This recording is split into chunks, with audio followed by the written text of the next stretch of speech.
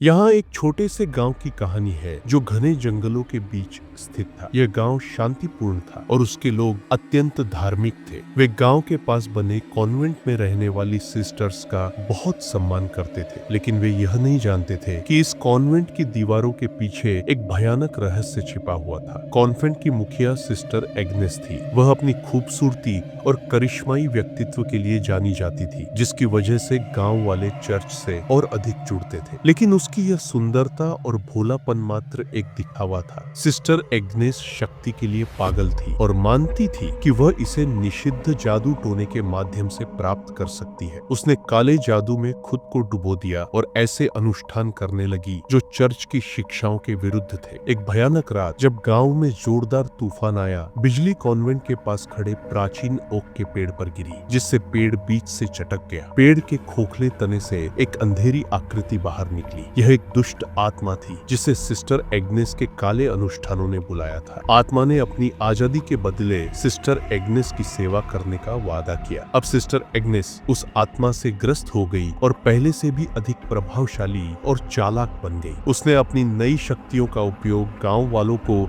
अपने इशारों पर चलाने के लिए किया। गांव जो कभी शांति का प्रतीक था, अब डर और अविश्वास के जाल में फंस गया। सालों बीत गए और गांव पर बुरी घटनाओं का साया मंडराने लगा। फसलें सूखने लगी और दुर्भाग्य ने गांव को जकड़ लिया। पड़ोसी गांवों में सिस्टर एग्नेस और उसकी दुष्ट आत्मा के किस्से फैलने लगे। लेकिन गांव वाले इतने भयभीत थे कि सिस्टर एग्नेस के खिलाफ कुछ भी करने की हिम्मत नहीं कर सके। एक दिन एलिजा नाम की एक युवा महिला जो हाल ही में गांव में आई थी, ने इन भयानक कहानियों को सुना। वह गांव के दुखों और सहन नहीं कर पाई और सिस्टर एग्नेस की सच्चाई जानने का निश्चय किया। एलिजा अपनी बुद्धिमत्ता और साहस के लिए जानी जाती थी और उसे विश्वास था कि वह इस दुष्ट शक्ति का अंत कर सकती है। एलिजा ने प्राचीन ग्रंथों को खंगालना शुरू किया और कुछ गांव वालों से बात, जिन्होंने हिम्मत कर अपनी कहानियां साझा की। उससे पता चला कि उस दुष्ट आत्मा को केवल एक शक्तिशाली ताबीज के माध्यम से हराया जा सकता है, जिसे चांदी से बनाया गया हो और गांव के संरक्षक संत द्वारा आशीर्वादित हो। दृढ़ संकल्प के साथ एलिजा ने इस ताबीज को बनाने की योजना बनाई,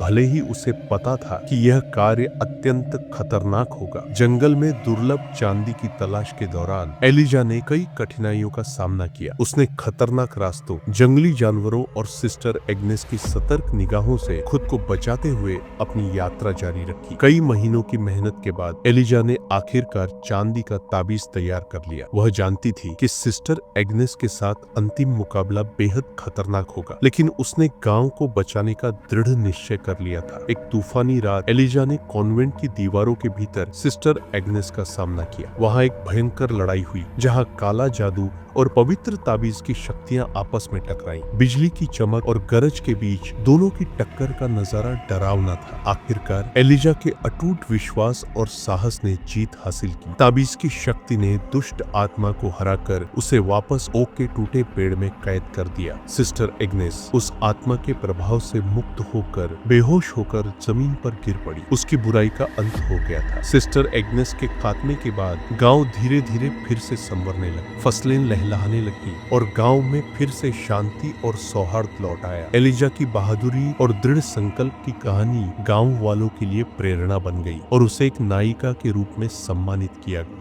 लेकिन सिस्टर एग्नेस और उसकी बुरी आत्मा की यादें गांव वालों के लिए एक चेतावनी बनकर रह गईं। उन्होंने यह सीखा कि चाहे बुराई कितनी भी गहरी क्यों न हो, विश्वास, साहस और दृढ़ निश्चय की शक्ति से अंततः उस पर विजय पाई जा सकती है।